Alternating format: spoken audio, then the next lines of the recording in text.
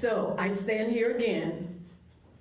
My daughter, Maya Christine Fuller, did not deserve this despicable, heinous, mean, cruel act that came She to. said yes to one invitation. By the next morning, she was gone, and 3 people would stand accused of planning her final hours before she ever knew their names. If that single sentence just stops you mid-scroll, you are about to understand why investigators called this one of the most calculated cases they had worked in years. Before we go any further, welcome to Fatal Heart, where we uncover real stories of love, betrayal, obsession, and crimes that forever changed lives. If you enjoy well-researched true crime documentaries, subscribe now, turn on notifications, and let us know in the comments where you are watching from. This is the tragic case of Maya Fuller. Maya Fuller was only 22 years old. She was the kind of young woman people remembered instantly, even after a brief conversation. Friends recalled her as warm, hardworking, and someone who could brighten a room simply by walking into it. Family members described her as intelligent, ambitious, and deeply devoted to the people she loved. She was not the kind of person anyone expected to read about in a headline like this one. She was not known for conflict. She was not surrounded by enemies. She simply worked hard, spent time with the people who mattered to her, and looked forward to a future that by every account seemed full of promise. She had goals. She had people who depended on her and people she depended on in return. She had ordinary plans for an ordinary week, the kind none of us think twice about until they are taken away. During the final weekend of July, 2022, everything about Maya's life appeared completely normal. On Friday, she spent time with the people closest to her, the way she did most weekends. There was nothing unusual about the conversations, nothing that anyone would later describe as a warning sign. On Saturday, she reported for work at Giottis Park in Nashville, Tennessee, just as she always did. She completed her shift like countless others before it, clocking in, doing her job, clocking out, heading home to get ready for her evening. Nothing about that day suggested it would become her last. Nothing about the laughter, the small talk, the routine of an ordinary Saturday gave any indication that somewhere else, away from her, a different kind of plan was already taking shape. While Maya focused on work, investigators alleged that someone else was focused on something far darker: revenge. It is worth pausing here, because this is the part of the story that so many people who follow true crime find hardest to accept. There was no string of threats. There was no obvious danger Maya could have seen coming. By every account available to investigators, this began as something small, something almost forgettable, and that is exactly what makes it so unsettling. According to prosecutors, the night before Maya's death, she had been involved in a verbal disagreement with another young woman. Authorities have said the confrontation was not violent. There were no weapons involved. There were no serious injuries. It was, in the most literal sense, just an argument, the kind that happens between people every single day, the kind that is usually forgotten within hours. For Maya, that appeared to be exactly what it was, the end of it. She went home that night. She slept. She woke up the next morning. She went to work. Life moved on, the way it does after most disagreements between people who barely know each other. But investigators allege that the other woman was not ready to let it go. Instead of fading, prosecutors say the anger, allegedly, grew stronger with every passing hour. What might have been a forgettable argument for one person allegedly became something else entirely for another, a wound that, instead of healing, festered, and eventually, according to investigators, a plan began to take shape. Not a moment of impulse, not a flash of temper, a plan. If you're finding this case as shocking as we did while researching it, take a moment to like this video right now. It genuinely helps Fatal Heart reach more viewers who appreciate thoughtful, fact-based true crime storytelling. And while you're here, tell us in the comments, do you think a single argument should ever escalate this far? We read every comment, and we want to know what you think before we go any further into this story. Now let's go back to where we left off, because this is where the story takes its first true turn. Investigators say the alleged mastermind faced one major obstacle in carrying out whatever was being planned. Maya already knew who this woman was. If she reached out directly, there was a strong chance Maya would simply ignore the message, block the number, or tell someone what was happening. Any direct invitation from her would likely raise suspicion instead of trust. So, according to prosecutors, another person allegedly entered the picture. The woman's younger brother. Authorities say he searched social media until he found Maya's profile. The two of them, by every indication investigators have shared, had never met. Maya had no history with him. No reason to recognize his name. No reason to suspect anything unusual about a stranger reaching out online, because strangers reach out online every single day, usually for the most harmless reasons imaginable. Then prosecutors allege a message arrived, an invitation to meet at Island Vibes, a nightclub in South Nashville. To Maya, it reportedly looked completely ordinary. Young adults receive invitations like this constantly. Friends introduce friends. Promoters invite people to events to fill a room. None of it is usually suspicious, and by every account, nothing about this particular message reportedly suggested any danger at all. She accepted. Think about how many invitations you have accepted in your life without a second thought. A coworker invites you to a happy hour. A friend of a friend invites you to a birthday party. Someone you've never met sends a message about an event happening that weekend. And you think, why not? That is allegedly exactly the position Maya was in. There was nothing to overthink, nothing to question, just a normal night out, the kind that happens thousands of times every weekend in cities across the country. Looking back, prosecutors say that single decision would change everything. That Saturday night, Maya arrived at Island Vibes expecting nothing more than a social gathering. Music, friends, maybe new people to meet. The usual atmosphere of a Saturday night out. Instead, prosecutors allege that multiple people were already waiting for her and that the invitation had never been about a party at all. Investigators believe it was allegedly part of a coordinated plan from the very beginning, designed specifically to bring Maya to that location at that time without raising any alarm. Picture it for a moment, because this is the part of the story that stays with people long after they finish watching. The lights, the music, the ordinary hum of a nightclub on a Saturday night, full of people who have no idea what is unfolding, just feet away from them. Maya, by every account, behaved exactly as anyone would in that situation. Relaxed, unsuspecting, enjoying her night the way she had countless nights before. At some point during the evening, Maya left the crowded nightclub area. According to investigators, she was drawn into the parking lot, away from the lights, away from the music, away from the people who might have noticed something was wrong.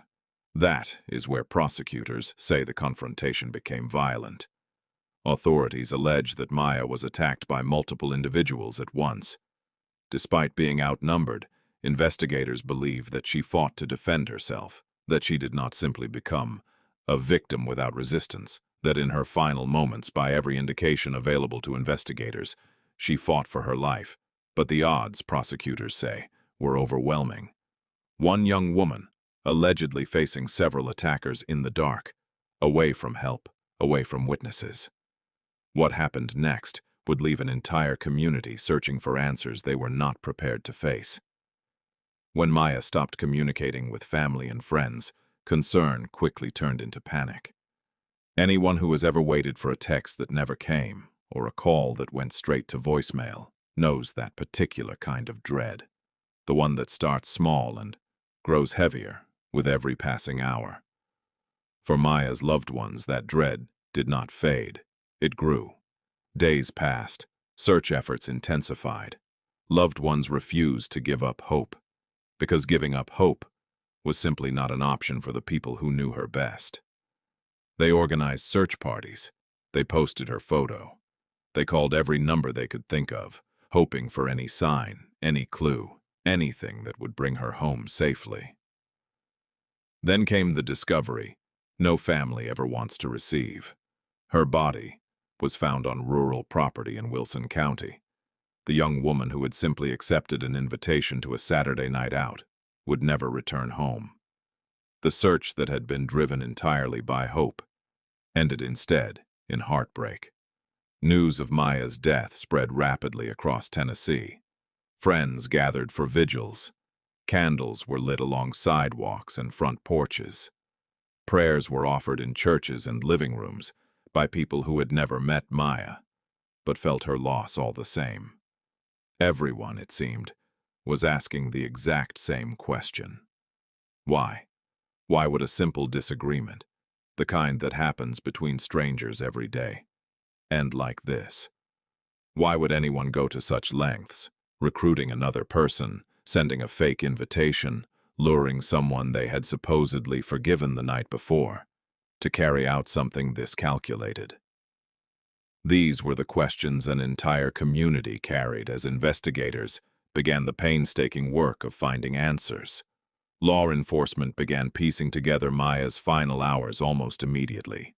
Digital evidence, witness statements, surveillance footage from the nightclub and the surrounding area, cell phone records that could place people at specific locations at specific times. Each piece of evidence, investigators say, helped reconstruct what they believed had actually happened that night, turning a tragedy without explanation into a sequence of events that prosecutors say could be traced, step by step, back to that very first disagreement. Eventually, prosecutors announced arrests.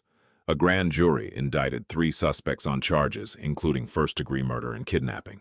The allegations described what investigators believed was a deliberate plan that began with an online message and ended in tragedy. A plan investigators say was set in motion, not in a moment of rage, but over hours of planning, coordination, and, prosecutors allege, betrayal of the most calculated kind. As with every criminal case, it is important to remember that these charges represent allegations and the defendants are entitled to due process in court. No matter how disturbing a case may sound in its early stages, the justice system exists to weigh evidence, hear testimony, and reach conclusions through a legal process, not through public opinion. We share that reminder, not to soften the story, but because it matters in every single case we cover on this channel. If you're new here, this is exactly what Fatal Heart is about. Real cases told with care, accuracy, and respect for the victims at the center of them. Subscribe now so you don't miss our next documentary. And if you're still watching at this point, drop a comment with "I'm still here." Let's see who's truly following this shocking story all the way through. Now let's talk about what came after the arrests. Because for Maya's family, that was only the beginning of a much longer, much harder road. For Maya's family, no arrest could ever erase their loss. An indictment does not bring someone back. A trial date does not undo a single moment of what happened in that parking lot. During public statements, loved ones expressed heartbreak over plea negotiations and emphasized again and again that nothing could ever replace Maya. Not a conviction, not a sentence, not even the harshest possible outcome in a courtroom. So I stand here again. My daughter, Maya Christine Fuller, did not deserve this despicable, heinous, mean, cruel act that came to her. They remembered her smile, the one friends said could brighten any room. They remembered her kindness, the quiet, steady kind that made people feel comfortable around her. They remembered her dreams, the plans she had been building toward before her life was cut short at 22. They remembered the future she never had the chance to live, the milestones, the birthdays, the ordinary years that should have stretched out ahead of her. Their message, through every statement, every interview, every appearance connected to this case, remained consistent. Justice mattered, because Maya mattered. Not as a case number, not as a headline, as a person who was loved and who is missed every single day by the people who knew her best. It's easy when watching true crime content to focus entirely on the mechanics of a case, the timeline, the evidence, the legal terminology. But somewhere behind every one of those details is a family sitting in a courtroom, waiting for a process that can never truly give them back what they lost. That is the part of this story that deserves to be remembered, just as much as the crime itself. Cases like this remind us that life can change in ways no one expects, in moments that feel completely unremarkable as they're happening. A disagreement, a message from a stranger. One decision that seemed perfectly ordinary, no different from 100 decisions made before it. According to investigators, those small, unremarkable moments eventually connected to a crime that devastated a family and shocked an entire community. For Maya Fuller, the story ended far too soon. 22 years old, with a life full of promise, reduced to a case file and a series of court dates. But by remembering her life, not just the crime that ended it, we ensure that she is remembered as more than a headline, more than a name attached to charges in a courtroom. She was a daughter. She was a friend. She was a co-worker who showed up, did her job, and went home, the same as so many of us do every single day without a second thought. She was a young woman with hopes and plans that deserved the chance to become reality, and who never got that chance because of a chain of events that began with nothing more than an ordinary disagreement on an ordinary Friday night. We tell stories like this one not to sensationalize what happened, but to make sure the people behind these headlines are never forgotten. Maya Fuller was real. Her family's grief is real. Her absence in every room she would have filled, in every birthday and holiday and ordinary Tuesday that should have included her, is real. That is what we try to honor every time we sit down to research and tell one of these cases.